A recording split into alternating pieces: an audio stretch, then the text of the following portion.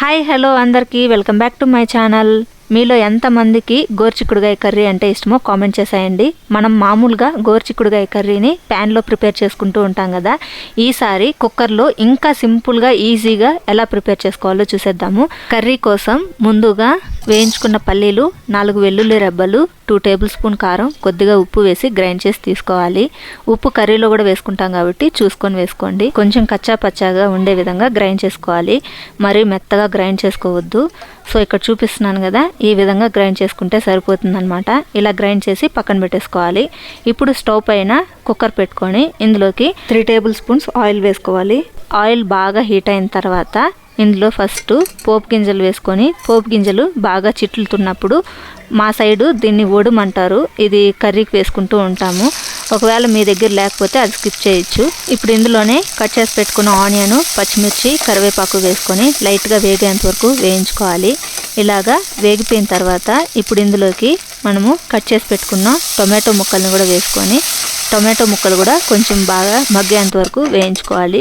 ఇలా టొమాటో ముక్కలు బాగా మగ్గిన తర్వాత మనం కట్ చేసి పెట్టుకున్న గోరుచిక్కుడుగాయని ఇందులో వేసుకొని, గోరుచిక్కుడుగాయలతో పాటు కొద్దిగా పసుపు, రుచికి తగ్గట్టు ఉప్పు కూడా వేసుకొని బాగా గోరుచిక్కుడుగాయలు వేగేంత వరకు వేయించుకోవాలి.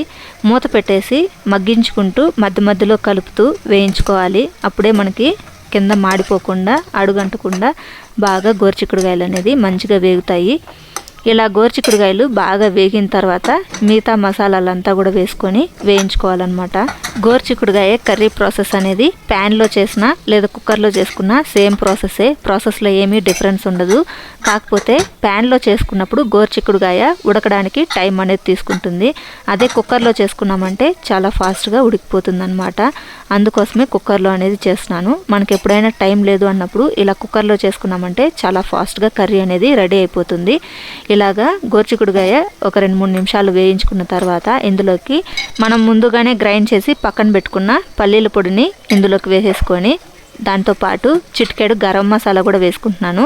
ఇది ఆప్షనల్ అండి, మీకు కావాలంటే వేసుకోవచ్చు, లేదంటే స్కిప్ చేయొచ్చు అనమాట.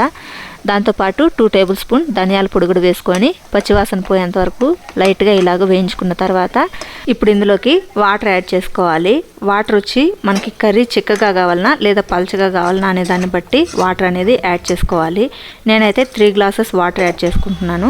ఇలా వాటర్ యాడ్ చేసుకున్న తర్వాత మొత్తం ఒకసారి బాగా కలిసే విధంగా మిక్స్ చేసుకొని తర్వాత కుక్కర్ మూత పెట్టేసి క్లోజ్ చేసుకొని ఒక 2 విజిల్స్ వచ్చేంత వరకు పెట్టేసుకున్నాము అంటే కనుక మనకి టేస్టీ గోరుచిక్కుడుగాయ కర్రీ రెడీ అయిపోతుందండి. ఇక్కడ 2 విజిల్స్ వచ్చిన తర్వాత ఓపెన్ చేస్తున్నాను. చూడండి కర్రీ అనేది ఎంత బాగుందో, టేస్ట్ కూడా చాలా అంటే చాలా టేస్టీగా ఉందండి. నార్మల్గా మనము ప్యాన్లో గోరుచిక్కుడుగాయ కర్రీ చేసినప్పుడు ఈ గోరుచిక్కుడుగాయలు ఉడకడానికి ఒక 20 నిమిషాలైనా పడుతుంది. అదే కనుక మనం కుక్కర్లో ప్రిపేర్ చేసుకున్నామంటే 5 మినిట్స్లోనే మనకి గోరుచిక్కుడుగాయ కర్రీ అనేది రెడీ అయిపోతుంది. సో చూసారు కదండి ఎంత సింపుల్గా గోరుచిక్కుడుగాయ కర్రీని కుక్కర్లో ప్రిపేర్ చేసుకోవచ్చు. సో మీరు కూడా మీ ఇంట్లో ట్రై చేయండి. ట్రై చేసి మీకు ఎలా వచ్చింది ఏంటనేది కింద కామెంట్ సెక్షన్లో కామెంట్ ద్వారా తెలియచేయండి. అలాగే ఈ వీడియో కనుక మీకు నచ్చినట్టయితే తప్పకుండా లైక్ చేసి మీ ఫ్రెండ్స్ అండ్ రిలేటివ్స్కి షేర్ చేయండి. అలాగే ఎవరైనా ఫస్ట్ టైం కనుక మన ఛానల్ని చూస్తున్నట్టయితే తప్పకుండా ఛానల్ని సబ్స్క్రైబ్ చేసుకొని సపోర్ట్ చేయండి ఫ్రెండ్స్. మళ్ళీ నెక్స్ట్ వీడియోలో కలుద్దాం. Until then take care, bye.